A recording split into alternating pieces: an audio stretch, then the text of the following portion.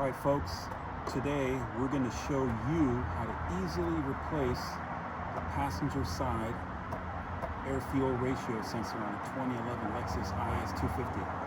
Now, you've probably seen other videos of people removing the battery, the steering computer and all that just to get it out, but I'm going to show you a much easier way, so stay tuned for that.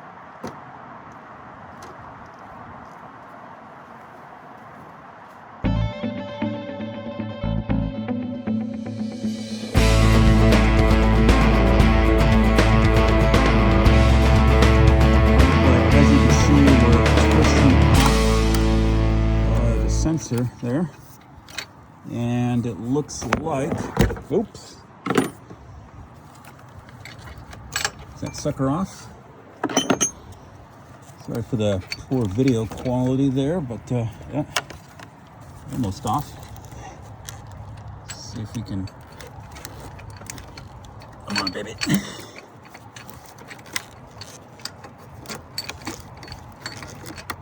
Come on baby. Okay, it's looks like it appears to be off.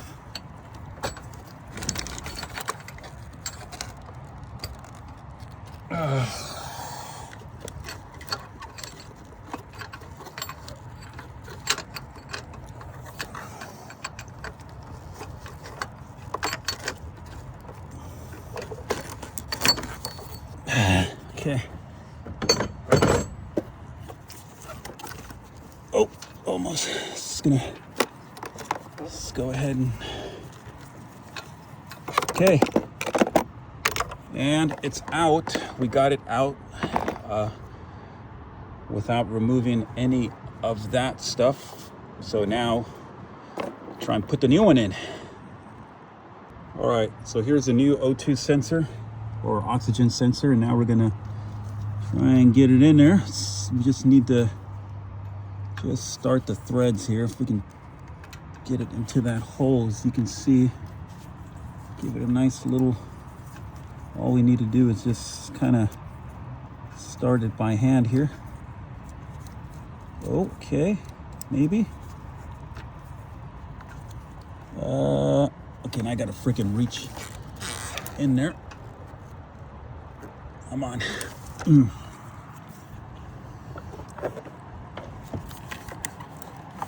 Let's see here. Can we?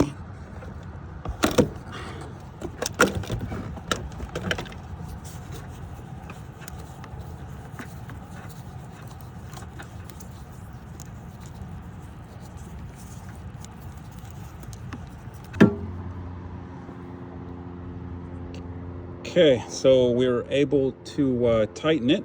So now we're gonna connect it up. Should be okay.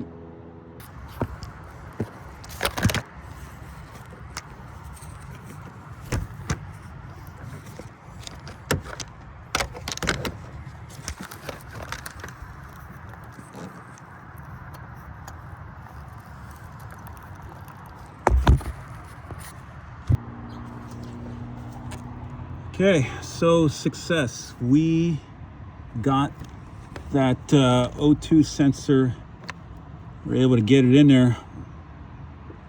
And I don't know if you can see that connector is kind of in the back, but we were able to swap it out without removing the battery or the power steering computer.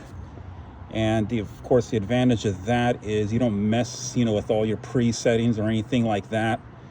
And it does save a lot of time. So I just don't understand why the other videos have you remove the battery and the power steering computer just to get to it. I mean, it does take a little bit of work, but I think it took me like about 15 minutes. It probably would have taken me a lot more time to do it if I had to remove the power steering computer and the battery and all of that. And then I mean, I've heard some reports of people connecting a power steering and then their power steering doesn't work and all that. So it's just a lot less stuff to mess with.